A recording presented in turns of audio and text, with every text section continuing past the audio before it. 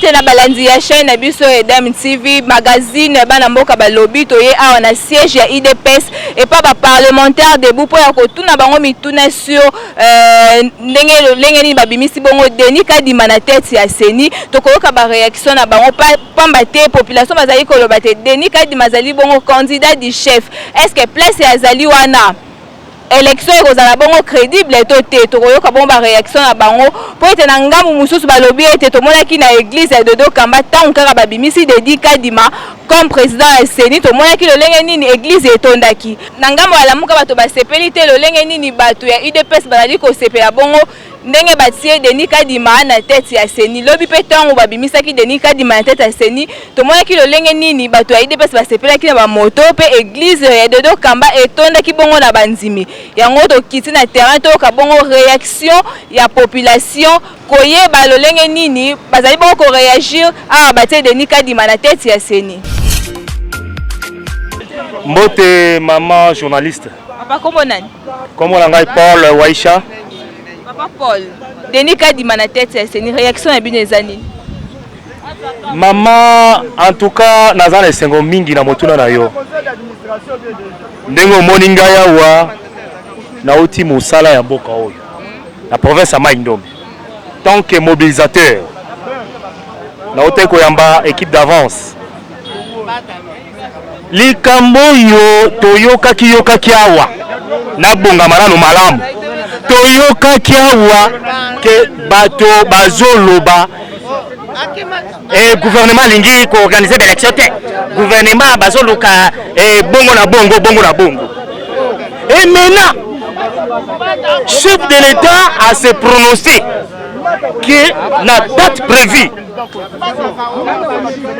2023 date oyo esengeli mapona mesa na mboka oyo. Maintenant 8 confessions religieuses oyo bapesaki pouvoir ya ko désigner candidat bakei te baye ko présenter ngai polo oyo na telemi oyo mbalanga liboso na litoi na ngana yoka moto na kombo ya Denis Kadima natanga mobutu na yebi te soka salaki madame la journaliste okoko expliquer biso na régime ya musée na yebi na ngai te bo oya Joseph Kabila na yebi na ngai te bo baza ba biloko tozo yoka ba rimere to yoka ezali ko bangisa ba oyo tozo yoka bazali na ba nationalité douteuse pour ba yebi te avec la personne de Denis Kadima na Seni ça peut être akobanda kotala banani baza ba congolais to banani baza ba congolais te c'est pourquoi bo baza ba mbongo ba bimisi ba mbongo na bango pona kotia mobulu eza na problème moko te et loko eza pouvoir et uta kula likolo nzambe loko la kitisi yango na IDPS botala ba photo bomona ba photo wana bozwa image oyo ezaki na Afrique du Sud oyo film tozali kotala ya Soweto ndenge bazali koboma ba Sud Africain ndenge IDPS ekufi lelo lalo la muki obigai la muka nazo pouvoir tala ngai na botami awa na limete awa na zemo na Kingabwa mais na uti Mai-Ndombe tina bankundo oka lingana ngai yoka lingana ngai malamu na uti na bankundo ko mobiliser ko lakisa bango vérité pe lolenge mboka ezali kokende tokoki kokosala lisusu te boki na kozwaka bambongo bono ba n'importe quoi parce que boyebi te Congolais la mukaki luka na ye libanga na ye azala te ko na information ko yeba évoluer ya mboka te c'est pourquoi bazokende ko kamata groupe d'individus copier bangombo ba 50 fois 50 francs pour basa n'importe quoi.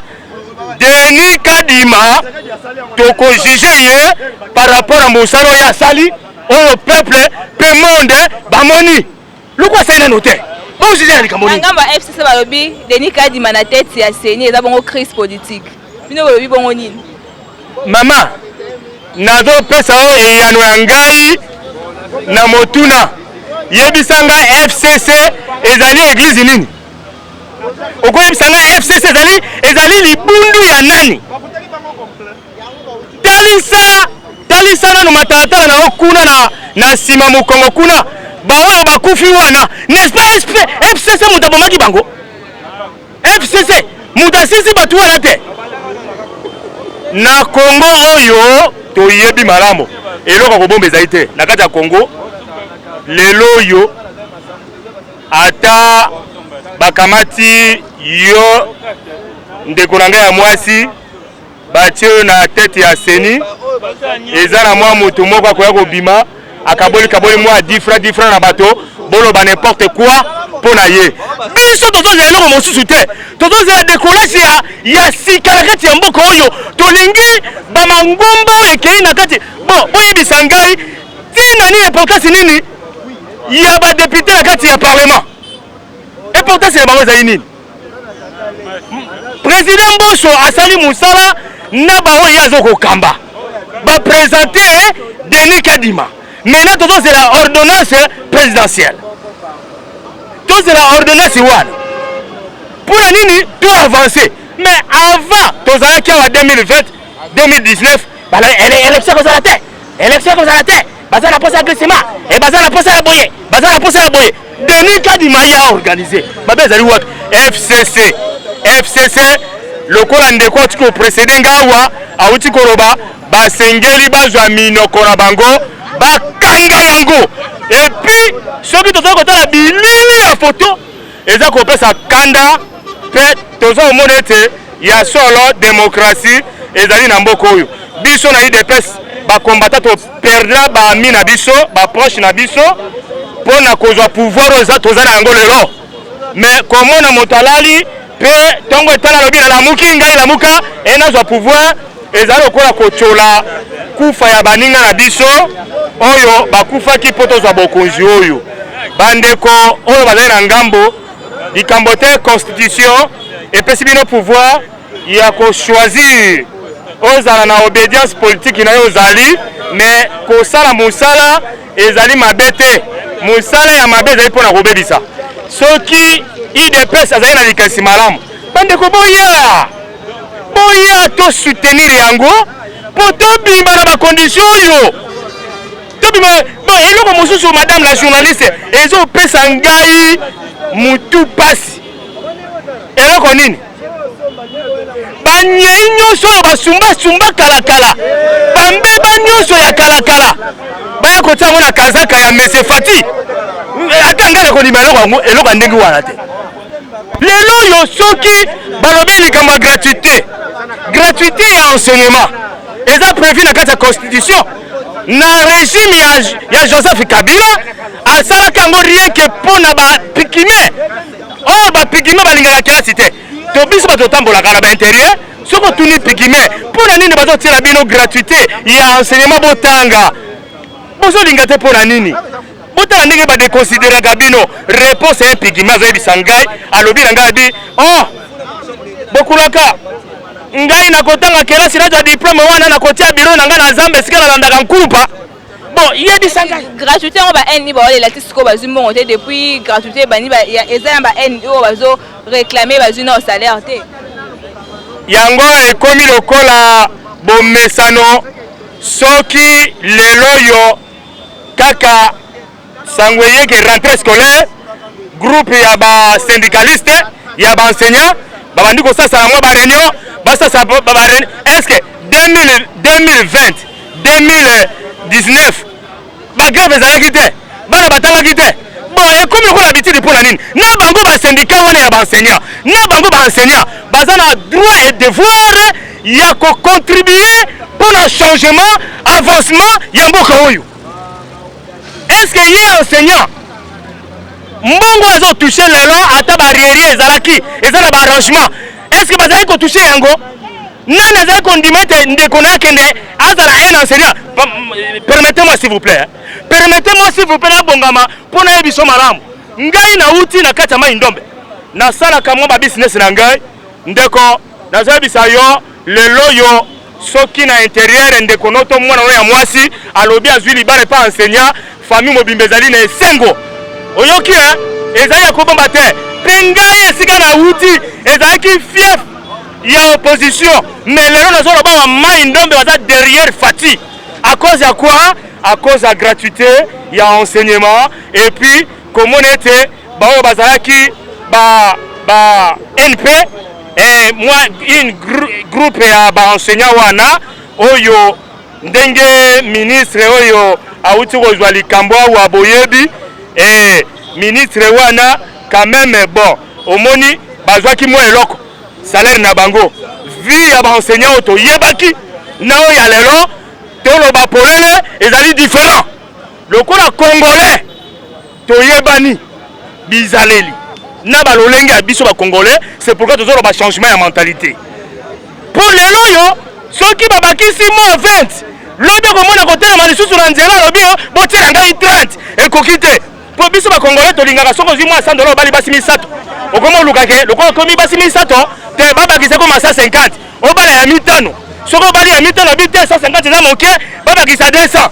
To bo biloko ndenge wana. On a 2023 dans la soirée qui Fachi Beton aux on a bon la pour. Avec ben effort yangai pour Waïs en tant que mobilisateur, il y a eu des presse. Naka mobilisation na frais à partir de secrétaire général Augustin Kabouya Ozo Landangai Monangai na 2018 novembre ngai na yoto nokela kambula na Zando outi Afrique du Sud balancer ba image au komona ngai polo na termina simana yo jeune fille na ba mai oya milangi na maboko. Après avoir kouta kuna na intérieur na yaki opesa rapport et pas président ngai Jules Munyere kuna na Zando et pas Yazali na pesi au coup de Japon ngai yo polo nazo continuer toujours mosala ndenge pe na telemiawa na uti bowole na uti kuna na Betunge na uti Lobamanzale na uti Bolondo na uti Bamba Mobimba bongo na mobiliser na lungwa wana na kenaki bensomi na komi bensomi na kenaki mpanza na fandaki na maire de la ville oya Inongo na fandaki na ye na village na kati ya ferme na ye na sali mosala alors ezali mosala parti apesi ngai mbongo te na futaka mbongo kaka ya ngai moko nazali ko contribuer ba enseignant bazolela mosala nga nazosala oyo ezali mpona kosunga parti kaka te mpona kosunga ekolo po population congolais soki bayebi mapona mitepe kopona te. C'est pourquoi tous les ba difficulté pour le boye na mi engagé nazali tata ya bana moi si nanga zali na mboka Kinshasa na bana mama nanga na bandeko bazali awa penga na bota bezali mona limité kingabwa intérieur na osa mosala mama journaliste nazo yebisa yo muta ko kosa su congolais azali te po biso to moni na mboko ezali ya mingi baninga ngambo oyo bayoki oyebi na kati ya mombongo bino ba mama boyebi yango soki omoni moninga mama ye na mwa mpondu na ye batu baye bazingi ye bateki yo soko zalaki na mwa mungwa olobi boye mbongo ezali na mpondu otiki mombongo ya mungwa oye na mpondu lokola bato oyo bafandaki bamoni kaka Beton Félix aye atelemi azwi bokonzi bazotala pénitence oyo tata na ye mwana na peuple bamonaki mpona kozwa bokonzi wana te bango bamoni kaka idps azwi bokonzi nde kozonga mwa nsima omona tozali kotema na bazando tozali kotema nde totelemi awa bazotiola biso bazoseka biso bazangi misala kosala bazolekisa ngonga tout ça bakende kolenga epa bamama na bango bafufu babuli ya fufu bazotiola biso lelo misala ya kotelema oyo totelemaki mpe kolobaloba eboti mbuma mbuma wana bakei kolula yango na bana ya batata oyo batekaka mboka oyo ezali batata palu ntango basutenaka Joseph Kabila batrahir mboka oyo lelo bana na bango baye nsima ya Martin Fayulu basala effort nakanisi lamuka soki na bosani te bakokisi na mbula mitano te babunda biso osali 37 bongo babunda malembe nzambe moto apesaka bokonzi oyo afati soki mikolo na ye ekoki te oyo akotema liboso koku boloba malamu te lokola bozali jaloux bonga na kati kaka wana ngonga ya moto akata yango ezali nzambe bino moko bolobi ezali béton bongo soki ekweleli yo ezali kama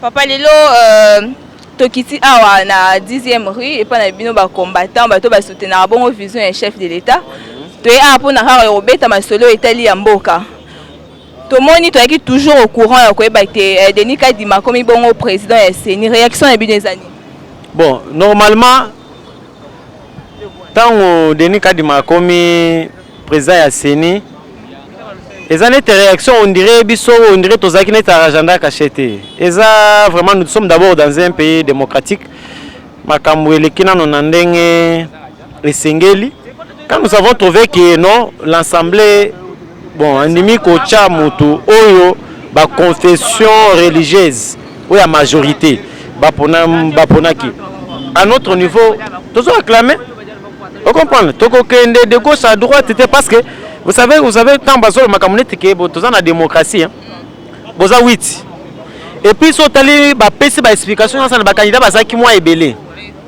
batindaki ba komba ba candidat on sona na secrétariat technique ya ba confession religieuse batamiser bon après ko tamiser ndenge ti ba komi na niveau batika la ba candidat wana so mona déjà ba komi na niveau wana c'est-à-dire que mutu wana a répondre à ba critères nyonso jusqu'à ce niveau là.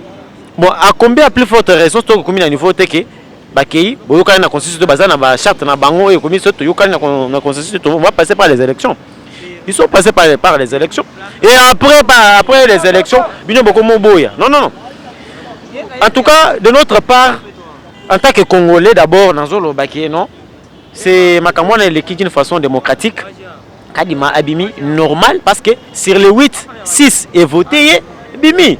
Et puis on va aller au Tchamakelele. En tout cas, Moutamaele au Azali na Assemblée nationale Christophe Mbosso ya lebinini. Azongi se apesi bango ba jour ba 72 heures soki combien de fois. Pour vu que bako koyokana. Et ba ke ba yibiso bo pesa biso ba critère bozolo ba ke aza moi parenté moko boye soki na chef de l'état ata moi carte moko boye ya parti ya pro chef de l'état azana ngote ata moi photo moko boye ata ya kala. Azana na ngote. Alors, ni na prouver que Azali moi pour nous soit n'a pas dans Kolobaka qui passe au même tribunal non d'ailleurs il n'est pas même de Kassai oriental ça mon tour ya nani ya province na biso parce que vous savez que province Kassai oriental les areas déjà divisés en 3 hein ezalo mami na makamususu wana bon il est pas mon tour Kassai vous allez Kassai ils ont mon tour cheka peut ne komi non na sens ngamba FCC balobi ke wana komi crise politique te wana bazo miko sande omi nazo kanisa batamu ngo bana koloba ke train essaie démarrer hein bango bazana na poste foke bako tra na train to kendaka to kozonga souci mati omoni chef de l'état Fachi Beton a eu pouvoir à trois peuples congolais a voté abimi chef de l'état alobaki bon to profiter le passé te makamusu to travailler biso nyonso ensemble attendre mais na mutu nyonso batu boyo bana ko bandi ko tsheba cloque en jambe azwaka déjà décision ya ko se finir avec ba FCC on a ça déjà pensé alors des soins disant FCC tout ça exact clique ya ba tumoro boyo batika les soki moi nombre eza ko tenga na maboko ko loba non lelo ba FCC bazana leso ba ko pesa biso te makamono to zotala net makambo ba seni net makambo ya ko ta makambo peuple bazana leso mo te ba ko pesa biso parce que nyonso oyo esalemi wa eyebani biso moko tozokola tozomona ngo puis tokola pena na oreille politique donc bazana leso moko te ba ko pesa biso na ko ta makambo wana Ndeko Katumbi est ce qui a longé union sacrée. Est-ce que Boroza a toujours la majorité parlementaire?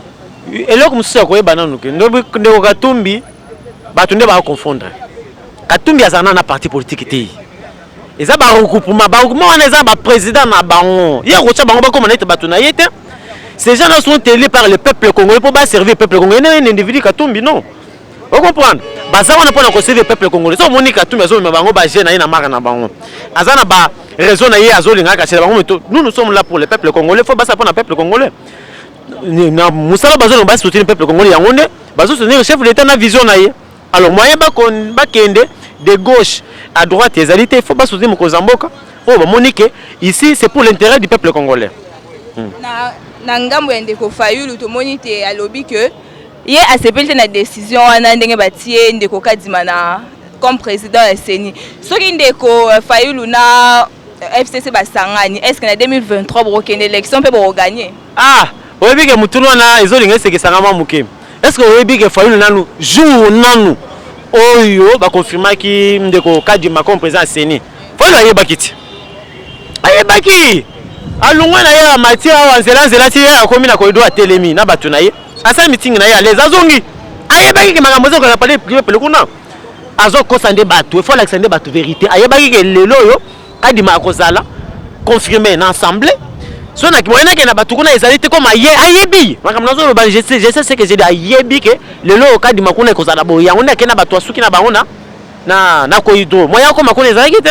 Alors concernant oyo ti koloba ke bakosala bloqué est-ce que non papa ngai nakangisi na 2006 hein IDPS akenda pe élection te élection seulement na mboko ti de kenda aboye to ngai na okenda ngai te avanda élection seulement président mosusu azalaka et continue ti lelo yango nazo bisoko baya te bisoko kuna te ba congolais de père et de mère ezalaka ba Fayulu na bakatumbi wana te de congolais pe mère nous sommes tozala na to reposter pe non seulement ngai bandeko na nganyo so bazana posa ko poster pour ba servir sous le drapeau ya mboka ba ko sala ngo oya ko moni que ça n'engage pas asanine avani na ye nous on continue to yebisi déjà que train eza déjà wana fati beton al liboso machiniste munene na zawana zo kuma munyoso boko tanga sima ah o to benga ka mbona beta quelque part na chibo o to benga ko makajika donc ba wago wana boko taka tokendaka 2023 biso papa élection ezali biso to Kenya et puis dans un délai le chef de l'état a lobby clair dans un délai oyo constitution na biso ezoloba élection ko sala mama IDPS to moyebino abozali ebele tongi to ba kongo yangi ba eba bo accompagner bongo chef de l'état na ndenge nini omoni na zoba nanu ko féliciter nanu mon président na benga ka HD 520 giga omoni aussi ko sala action moko na kisensu asala école munene a lobby ya ye part ya ngwana asala nini tongi école pesi alobi ne yanga paro nazo chef de l'état o mutu nazo ko profiter na lancer message o nyoso aloba ngana chef de l'état sala ngwa action netinga en tant que congolais na secteur onga nazali secrétaire général adjoint ya ba motosoki ya IDPS na part na biso to trouver comme chef de l'état outi ko lancer dernièrement makamoko bo etali pona ko futa part pour l'état poto sunga mukonza mboka to ya mbongo na biso e mata pour que bato nsusu bana oyo ko dire makambo nsusu asala a servir biso na peuple a se retrouver toujours disposition ya kozoba disposition nyonso ya net na secteur ya moto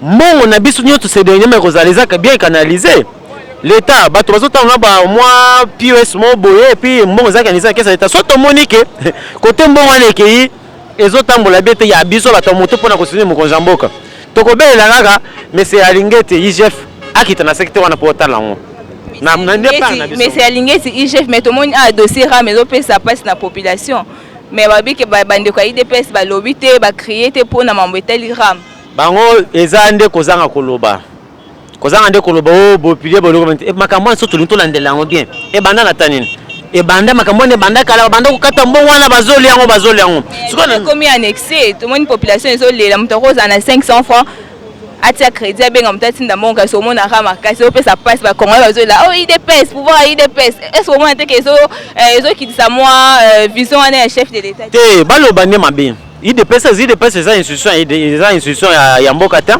IDPS to pena ba député non ba député bazali wana o balobela pe ba peuple ba député na bazoloba kaka na kombo pona omoi makamati nemba ke yo mo tindenge assemblée trouver compromis à lobby il faut bazonga gouvernement soit à disposition. Maintenant, ce gouvernement dépend des dispositions. Soit, toi, tu as sengi.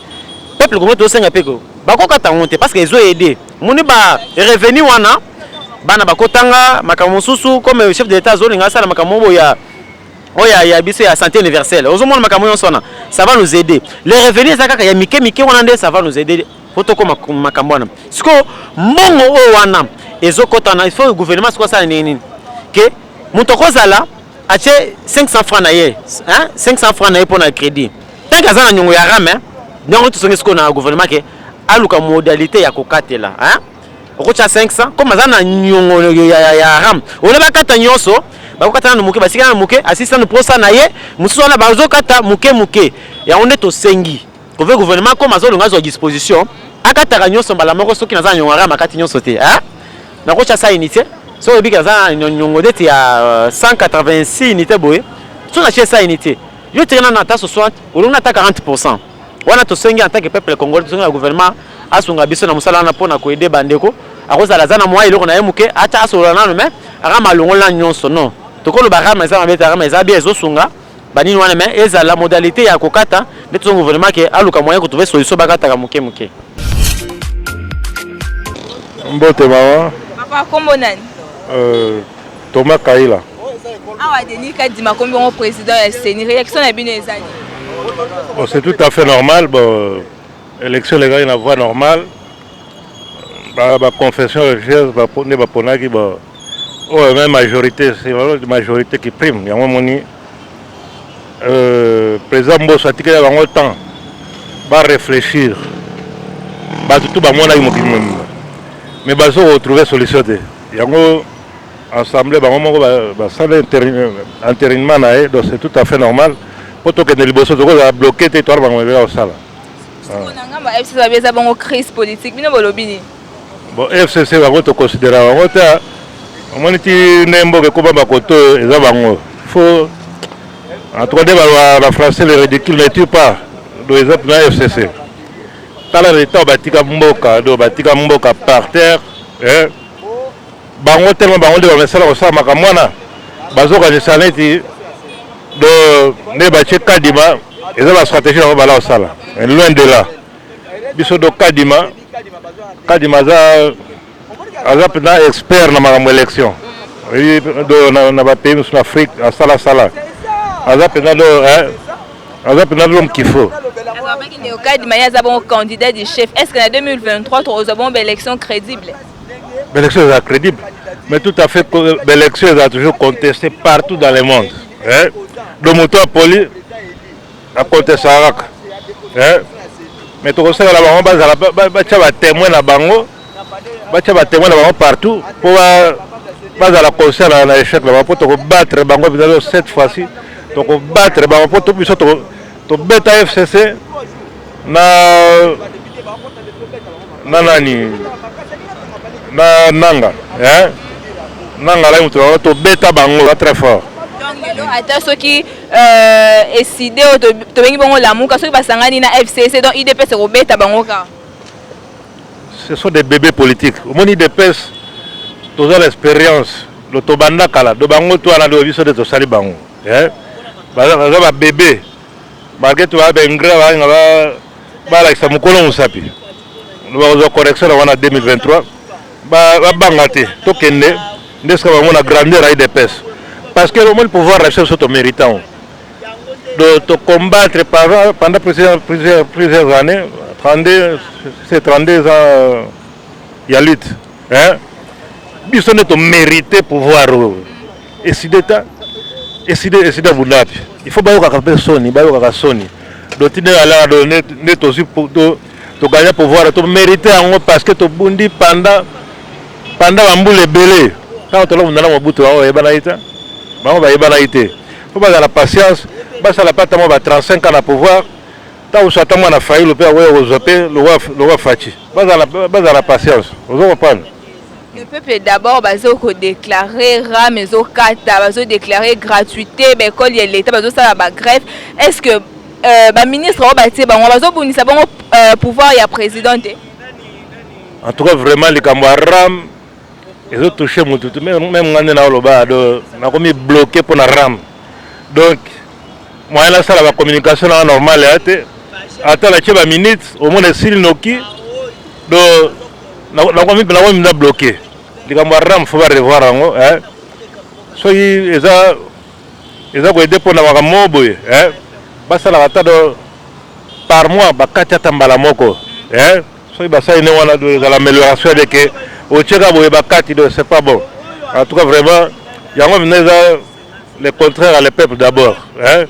Le chef de l'État a s'expliqué à Mwaram. Le peuple d'abord va améliorer. Va kataka la façon que choqué Bazouté. Parce que tout donc tout le monde a pour Ram Namboga. Est-ce que pour la gratuité, bon, pour la gratuité, il faut soutenir à 100%. L'État tisco ba bazo tanga te bazo sala bon grève. Eza ba lani. Akolo bandeni. Ba adversaire à gratuité va se belé. neti l'église catholique là bamesala kolia bambongo wana baso yango batelemela yango do yango na osenga mna organiser na marche à monene pour soutenir gratuité de l'enseignement parce que yango ne muto sake mboka za développer mutu to kozala na nini mutu to mwana to kotanga ata babotile bala mbongo te kotanga c'est le moment ya bien et c'est le moment de soutenir tala lomboka do comme gratuité tikala au salaire maté donc cette fois-ci le roi salami faut tout ça la tout est à libéla mbote ndeko mwasi papa kombo nani kombo na ngai Ilanga la Mola Lopembe Bobanga Joseph surnommé Algérie. Algérie la qui s'y mène in the mirror en anglais, en français l'homme dans le miroir de la parole de la vérité. Vraiment tokiti awa na base penza ya IDPS awa tozobela bongo makambo etali batie bongo Denis Kadima na hôte ya Seni na tête ya Seni réaction ya bino ezali aso méritant maman quand même soyons sérieux. Vous étiez au nombre de 8 boyokani bosali terrain d'attente. 8 confessions religieuses. Sur 8, 6 on dit oui pour Kadima, 2 on dit non. Mais la majorité, elle est claire. Pourquoi aller de paquet de chemin et pourquoi chercher de midi à 14h? Soyons sérieux. Et puis viens moi ça fait ça pendant 3 jours depuis mois de fin juillet, comme en octobre. Ah ben on a passé 72 heures quand même maman. Oh moi ça fait est-ce que non? Bon que ne koyokana toujours magui nyoso pour nini? On va bien faire ça kasaye Kadima ala kasaye déjà comme na ba aya penser bango moko. Ozomona. Pour ngai na lobby américain ils étaient à 8. 6 ont été pour Kadima et 2 ont refusé. Mais c'est clair. La majorité. C'est ça. Mais dans le FCC, c'est qu'il y a une crise politique. Réaction est bien aussi. Crise politique. Et c'est quand on a Mobutu. Dans le bien. Bango. Au moins FCC. Niet. Bango c'est pas mayele. Bafanda nie nie ba Mobutu bafanda nie. Ba yebiki basala mabe, ils n'ont pas de leçon de nos gens bafanda nie. Par exemple, il y a Batemani, il y a régime, il y a nani maréchal était. Et pas quoi la crise politique bon. Tant on a eu malu. Swahili, Kabila Swahili. Mulunda, Swahili, Kabila Swahili.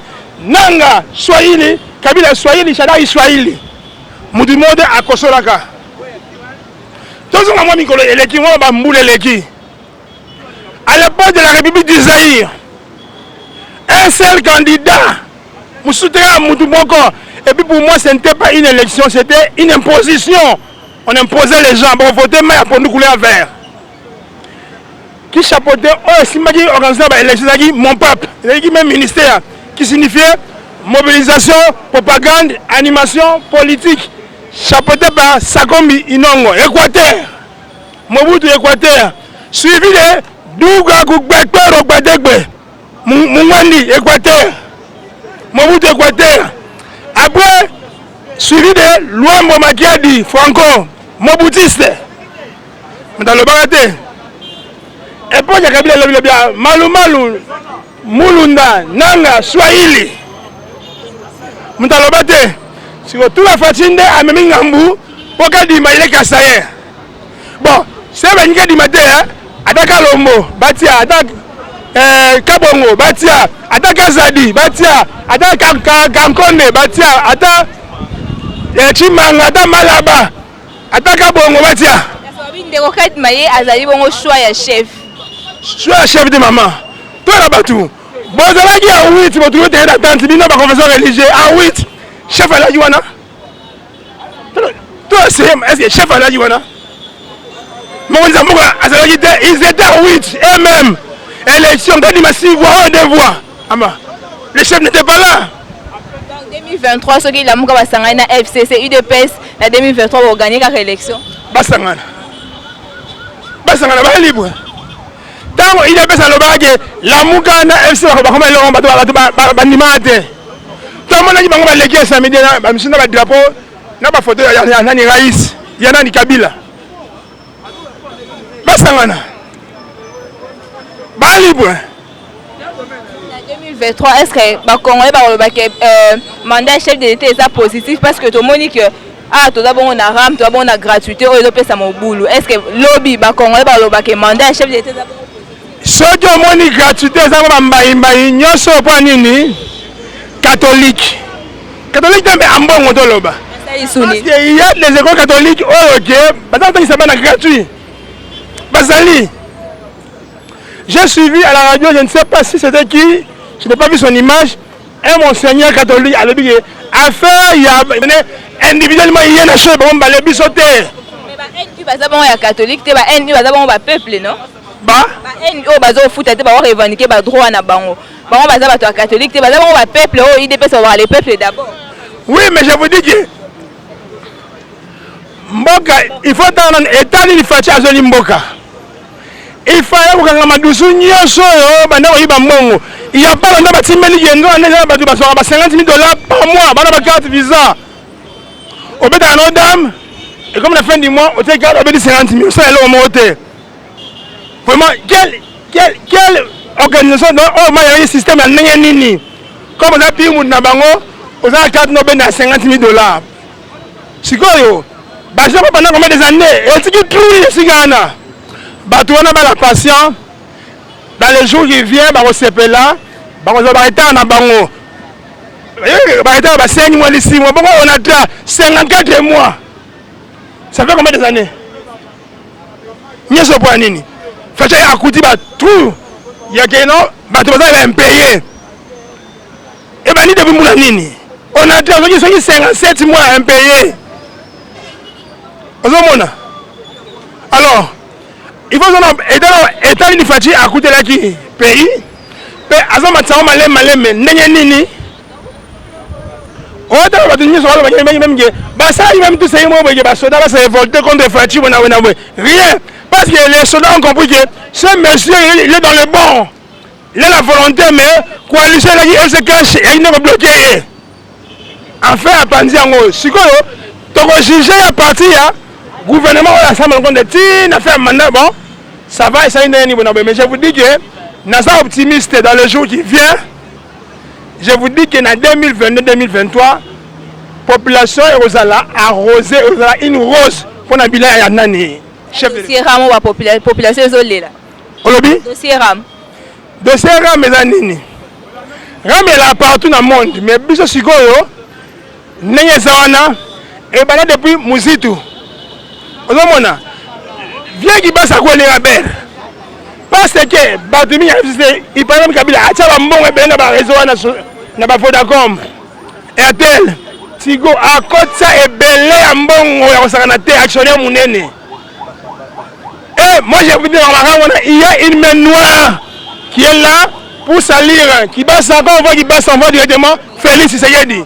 Et on va bien monter, mais aussi là.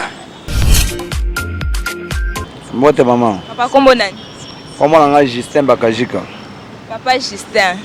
Motune ezaka kaboy. Awa Denika Dima komi bongo na tête ya Seni. Réaction na bino ezandenge. Bon, c'est tout à fait normal pour l'élection à Denika Dima. Ezaki organisation ya élection, oui, confession religieuse contre 6. Bakena élection, si les voix démocratie Abimi, bon, avec voix normale, 6 contre 2, c'est-à-dire il avait mérité d'être un président de la CENI. Donc c'est Peli Makasi, il suffit seulement à Sara Moussalande et Sengeli pour gagner point barre ici. FC va bien avoir une crise politique, bien bolobini. Des crise politique, bango moko batia FCC, balimba ça la vengeance mo boye na période ya bango ya Orosar Malonda. De Orosar Malonda abimaki na condition mo ezaki logique à normalité yande bango pe bana oluka crise wana penza pour calendrier électoral eza penza ba date eza modifié mais de président Seni abimi toi sûr que 2023 élection ekozala penza na ba voie normale et le kamabe ekozala te. Kasi soki ndeko Katumbi ya longo na union sacrée, est-ce que vous avez toujours la majorité parlementaire? Ndeko Katumbi a longo na union sacrée parce que azaki penza frappé par loi congolité, mais tellement que haute hiérarchie a levé déjà yango na Grande-Bretagne kwa na États-Unis a levé que bon mutu soki akoki ko sala bolamu ya mboka elingelo bake azala mwa mboka 100% te makamwa neza passe-temps batika ngo basa bokisa yango Katumbi azana kati ya union sacrée. On préfère que 2023 à soutenir ka union sacrée et tout va passer bien.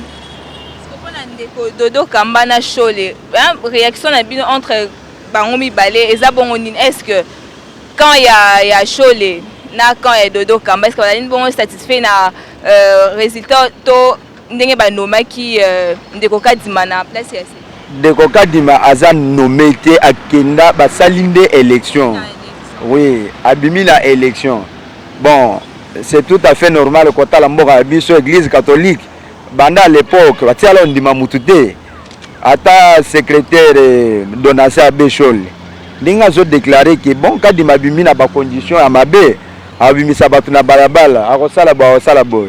Tout ça est à passe-temps. Quand ils ont suscité, to komi kozela to que to le kana recensement va faire déplacer ba matériel sur 26 provinces pour atteindre l'élection 2023. Dodo Kamba aza na raison 100%. Bango baza oui confession religieuse. 6 a gagné 2. C'est voie de avoir la démocratie, c'est fini.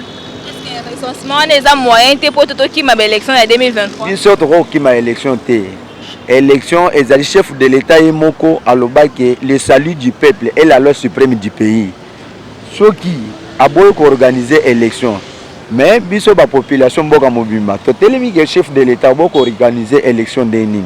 Au moins que quand tu as trouble belé à organiser élection que les meilleurs gagnent. Mais je suis sûr que à battre l'élection 2023. En 2023, sa population était mandé à chef de l'État qui est positif. Bon, tokoki koyebi sa population bongo te ni population ni biso ba combattant.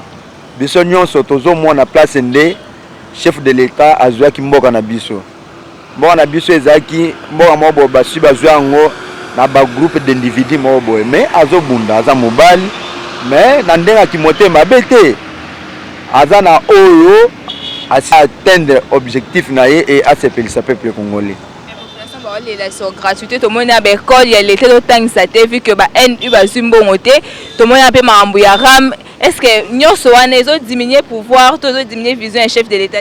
Oui, chef de l'État si c'est souvent yomoko evi signification ya IDP, c'est l'Union pour la démocratie et le progrès social. Ndenga chef de l'État a ayoke la base maintes fois. To lelima d'abord bazoli la mambo ya ram bazoli la sur gratuité. Même yemoko ram pe ezoli ayi. C'est-à-dire mutu nyonso tout ram akata ba crédit. Mais tozangi ba opposant oyo bakoko telema pona likambo ya ram biso moko ba peuple to lobele en to bike yemoko a revoir makambo ya ram parce que mutu nyonso akoko zana makoki mo bo soki atie 50 unités bazu yango nyonso po acha crédit mususu te. Mais en tant que garant de la nation aza mutu ayoke la base abeta lisolo ya le peuple d'abord. Akoyeba nini akoki ko sale. Je préfère que na conseil des ministres la semaine prochaine bon solution à malamu ezwama parce que aza mutu ayoke la population. Bote maman. Papa kombo nani? Fortina. Papa Fortina biso to ekitira sur terrain to monde na base ya UDPS kotuna se motuna a batie Denis Kadima na comme président Seni. Apport on a binoto avi na binezani. Bon, avi na biso en tant que peuple congolais tozana kati ya kosepela makasi. Puisque avant Assemblée nationale ba siéger pour na likambo ezali na ba chef ya ba église bango nyonso basangani ya église de réveil protestant catholique et tout consort basangani po ke bapona muntu oyo ako diriger Seni pe muntu wana azala honnête po ke makambo ya élection nyonso ekende malamu. Bon tango lelo baponi bango moko baponi Kadima ezalaki peuple congolais azaki nanu te bango moko ba chef ba pasteur ba évêque ya catholique basangani babimisi tant babimisi biso pe en tant que peuple congolais pe ba chrétien to appuyer oyo bango basali. Sikona ngamba FCC balobi ke ezali crise politique yo lobi bongoni. FCC soki alobi crise politique bon bazo kata sonité. FCC alobi crise politique. FCC bon. C'est-à-dire que na kopes moi explication mo ya F c'est-à-dire que effacer ce qui était ancien. Bon, tango otozali tozana temps ya ko effacer. Zolanda. Tozana temps ya ko effacer. Ko effacer o ezali amabe. Kolongolango. Comme exemple, tozana kati ya école professeur atangisi ou bien enseignant atangisi ko non pour effacer nini tableau. Tu effacer tableau. Alors, tu continues dans matière mususu ya sika. Est-ce que ceux qui fallu la seule coalition dans le FCC 2023 il dépêche pour l'élection? Oh. Ça c'est question moko madame ezali même compliqué. C'est facile à répondre. Expliquez banamboka bayo. Pona koloba ke Fayulu asangani na FCC. Eza soni. Soki Fayulu akeko sana FCC. Pourquoi? Fayulu azalaki bit na yezaki FCC azalate. Ce n'est pas ça. FCC d'abord avant azala FCC mais azaki peut perdre. Hein? Na peut perdre oyo Martin Fayulu azako sepela atana nani Kabila te. Si que lelo akeko s'attacher na FCC, c'est-à-dire attaché na Kabila. Kabila oyemoko azala ko lingate. Bon, lelo alinga s'attacher na bango. Ça c'est un petit problème. UDPS azali parti moko ya mukete. Aza grande partie. Parti ya munene na ba province nyonso. Soko tal même la organisation ya manifestation. Soki UDPS a continué na nzela parti mususu ezati. UDPS babi koza parlement des pères et des mères. So indeko Katumbi. Ye azui de kanisa rolonga bongo na union sacrée. Majorité ozala toujours kaka na ngambo ya UDPS. Kolongwa Katumbi na union sacrée. Balobi eloko o ezali sacré.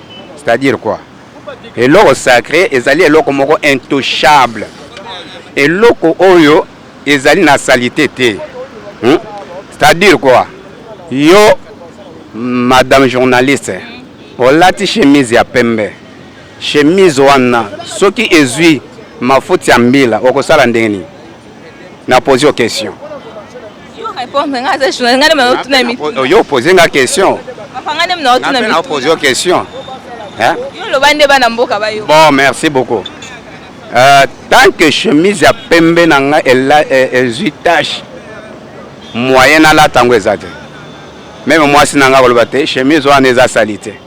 Pona nini? Puisque ezui tache ya mafuta. Même si on a legi na nzela yo moko koloba non papa la ti chemise ya salité. Naza obligé ya kolongola yango. Tout comme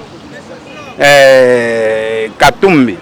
Ceux qui a longwe na kati ya union sacrée. C'est-à-dire azana tâche. Azana tâche. Tolingi bato bazana salité te. Basa nini? Bakende. D'abord, Katumbi a travaillé na Kabila. Aza gouverneur. Et aujourd'hui même a travaillé en Kabila, aza commissionnaire. Ya Kabila bayibi makamni basala. Moïse Ndenga zawana. Aza commissionnaire. Na ye na Kabila. Tant que les relations na bango na Kabila et c'est là qui doit et bebaki, c'est pourquoi les lots à Lungwe pas Kabila a s'attacher na union sacrée. Na kati ya union sacrée, toza besoin na mutu nyonso. Ozala mwasi, ozala mobali. Ozala mwana muke, ozala mokolo. Ozala papa, ozala nani, biso nyonso doit ba congolais. Si réellement nous disons la vérité que Moïse si réellement aza congolais. S'il est congolais, à connaître, à zongana na histoire ya Congo. tant que na histoire ya Congo azwa charge ya peuple congolais na mapeka na ye tant que papa pona nini pona lesa bango na latisa bango soko moni papa na kati ya ndako a créé division na maman c'est-à-dire aza vrai papa te abonda na bana abeta bana afinga bango boy il faut tirer attention ezali papa te c'est-à-dire que Moïse na sepana Moïse Katumbi makasi même à lire ya makambozo kenango ce qui montre bien gaza congolais aza étranger. Pourquoi expliquer bana mboka vision na bino ya UDPS vision ya ranini fondement ya UDPS? Oh fondement ya UDPS madame na ebete soza étranger na kati ya mboka oyo. Ah? Eza mutuna oyo bana mboka batuna kito tuna bino. Vision ya UDPS ebandaki na Fachi Betonte. Depuis le commencement ou la création il y a date ya UDPS. Les ala qui une division n'angweza que UDPS a son pouvoir. C'est ça non? Tant que UDPS a son pouvoir, ce n'est pas na époque autoza, c'est depuis Nata ya Mobutu. Biso tobota Nata ya Mobutu. Toza la série 7. Bien vous avez la série 8, série 9. Mais vision ya Etienne Tshisekedi les ali pour que démocratie et côté na kati ya mboka. Etienne Tshisekedi a lité na qualité na ye majorité ya peuple na époque baza ko benga ngo Zaire bazairwa ba moyen que non monto aza na vision moko ya malamu pona mboka na biso to sala nini to soutenir ye. C'est pourquoi lelo batonyo soza sima ya nini ya Etienne Tshisekedi à soutenir yango tina ndento keye malgré ça a joué pouvoir te mais vision na ye zaka que non IDPS ça nini ezo pouvoir pe kozwa IDPS pouvoir na kati ya mboka o ekozala eseng moko ya munene soki nazali koyebisa yo que ezala na mokolo moko papa Tshisekedi alobi que tant que IDPS a kozwa pouvoir ata lisasi moko ekobeta te nakosi lisasi ata moko ebetaki te. Alors et vision ya IDPS c'est que démocratie ekota mwana mboka nyonso azala libre asala pe makam na na ye mais ce qui est nécessaire c'est quoi? C'est justice et sala musala ozala mobola ozala mozwi mais tant que boke na justice soki ozana mbeba bakangi yo ozana mbeba te basani ni batiki yo. En 2023 est-ce que ba Congolais ba ko ba ete mandat ya chef de l'État za bongo positif? Congolais ni nyakolo ba bongo. Ouais. Maman, na ebite soki ozomona. Na ko ebiso boye toza ba chrétien. Toza na vision. Omoni ke mboka selon ba mususu ozolwa ke mboka eza na kati ya kao. Mboka eza na kati ya kao te mboka ezalaki na kati ya kao. Ezala na kati ya libulu. Sikoyo il faut que Moïse aille pour kobimisa Israël na kati ya Égypte. Moïse pour le moment c'est Fachi Beton. Hein? Ouais, il faut sauver Israël. Pourquoi? Na question nazo na ko répondre yo. Ce qui toza na kati ya Bible zolo baboy. Nzamba ordonné na Moïse na Josué. Ce qui boko kende na élection pona ko pona mokonzi. Bo pona nani? Israélite. Tant beaucoup pour les Israélites, puisque les Israélites ont une vision, ayebi souffrance à bande qu'on a yé. N'engue bazo vivre, n'engue ni bazo lia, n'engue ni bakolata. Mais tant na kopona moko nini étranger, ayebi souffrance n'angaite. C'est pourquoi moi que tant que Moïse azali na Égypte, amona ki ba Israélite bango mi balé, bazo bunda. Akenda pona kubuma bango te mais akaboli bango apesa bango conseil. Boza batu moko. Hein? Tant qu'il y a kokuta siko Israël na égyptien, abomaka égyptien atira israélite. Pourquoi? C'est tout comme les lois. Élection à 2023, ils ont déjà victoire pour na Fachi Beton. Ange Kiti, IDPS ba rolongaka. Mais bas oso yoki bien que ba ange mon colonel ba ange ba kokita. Ba ange ba kokita, ba ange ya mes tozaka na bien sûr ndenge lobi kamba ba ange na mokose na zo ibiso boy omona ceinture ya nzambe toza na ba ange Michael, toza na ba chérubin. Na kati ya ba chérubin baza lokola ba garde présidentielle o bazot ceinture ya nzambe ba garde présidentielle wana babengaka ngo ba ange bon ange Michael azali pona bitumba ya kokita na mopanga na ye pona kobunda. Bon ange Gabriel azali pona message aux yango message ezali ke peuple congolais aza toujours na kati ya victoire 2023 Fachi Beton ndeye mokonzi. Tokomi na suka ya magazine ya biso bana mboka balobi toyoki bongo ba réaction ya bato lenge nini balobi bapesi ba avis na bango. Tokosenga kaka na bakonzi tokosenga bongo mingi na président de la république ayeba bongo kolandela o ezali bongo justice po ete élection na biso ezala bongo malamu élection eleka malamu tozala na ba parti prité bongo na pesi mbote na boss na ngai monsieur Stéphane Balamwange na pesi mbote na équipe mobimba ya EDEM TV na pesi mbote na bato o bazali kolanda biso partout dans le monde entier mingi na pesi mbote na Papi Nzosani azali kolanda ngai na Blaise Nzosani na pesi mbote na baebonso bazali ko soutenir chaîne na biso EDEM TV pour ekende liboso to s'abonner massivement na chaîne na biso EDEM TV officiel. Merci tokutani na numéro mususu.